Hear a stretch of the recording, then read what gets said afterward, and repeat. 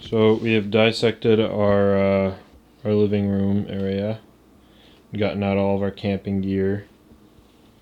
That's Kristen's stuff here.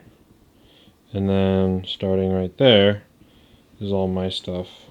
And then those are backpacks. Okay, ready. My name is Andrew.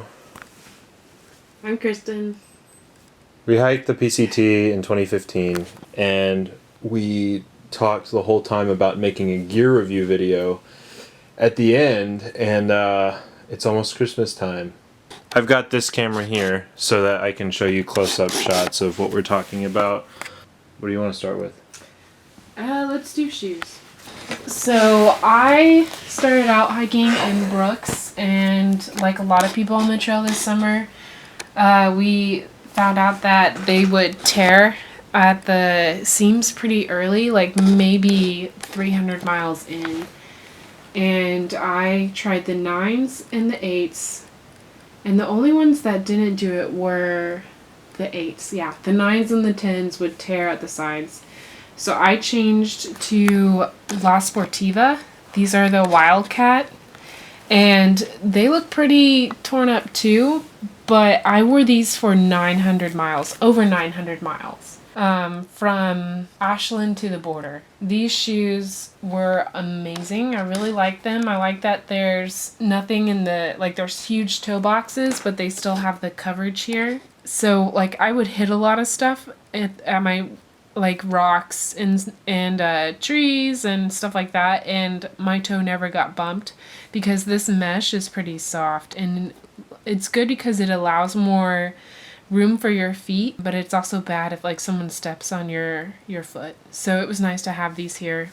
The bottoms were good with grip, and you can obviously tell that I wore these guys out.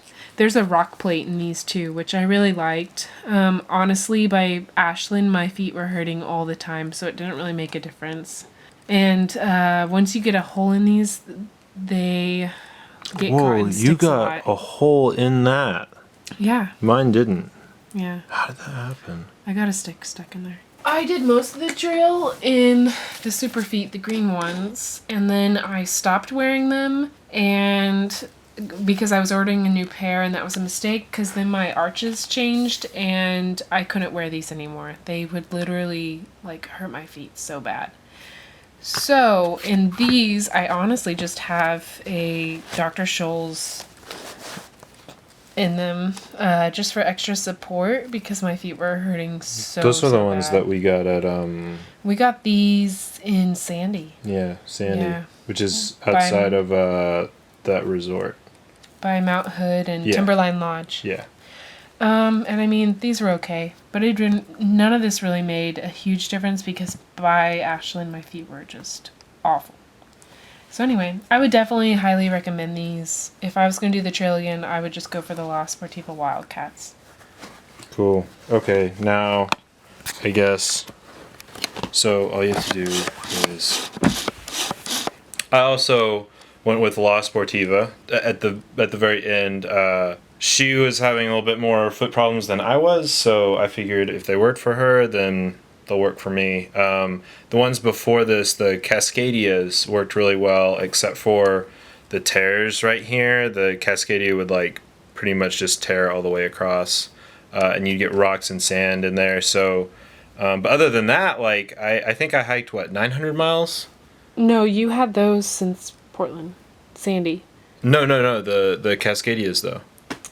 Yeah, I think you did have a pair. I had a pair that was like 900 miles, and I could have gone like the rest of the trail probably. But we had to tape them and glue them. Yeah, the problem, like the sole was good, and that's a problem because I had zero drop shoes, the ultras, and those like my feet actually hurt. So like with the rock plate and like a sturdier, I don't know, do whatever you want. Like everybody's hiked in anything, so you really just have to try different things until your feet don't hurt anymore. Oh yeah, because Judd was wearing Chacos. Yeah, people wore Chacos, like people wore hiking boots, like the big kind. You just have to like try different things until something fits, and you just stick with it. So for both of us, I think the thicker sole. Obviously this is not zero drop. I like zero drop for running, but for hiking long distances every day, this is definitely, I'd say, my favorite shoe. I had problems with this. You can kind of tell the right. See how it's kind of indented in the fabric right there, and this one's not. I don't know what caused that, but like that kept hitting my big toenail, and eventually it just became numb and it didn't bother me anymore. But it just barely tapped it, but you'd be surprised at what a tiny little tap will do, all day, every day. So yeah, that caused some pain for a little while, and I don't know why that happened, but other than that, like, these were great. Like, Kristen, had that, I guess, stick that I didn't know she had a hole, but like, mine, the nice thing about these is like, yeah, that rips eventually. And I started, where did I get these from? I got these in Portland and finished the trail in them. And like, So you I've did, been like, running in these. I've been 500 running like, I've probably put another, 100 miles on these? Maybe 50. I don't think you've run 100 miles since we've been back. Well, okay. I think I probably have. Okay, sure. 75? Yeah, you're probably right. I've probably done more like 50 or so. Okay, anyway, I've put a lot more miles on these, and it's fine. Going to...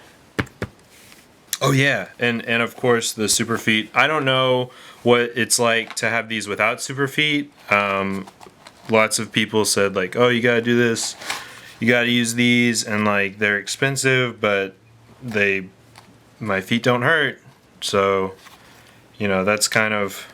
I'm sure you could be fine. Like, lots of people didn't have super feet, so if you're if you don't want to spend the $50 or whatever, like, it's fine. But once, when you're just trying to like hike every day, like $50 isn't that bad for, ensuring that your feet are not going to hurt.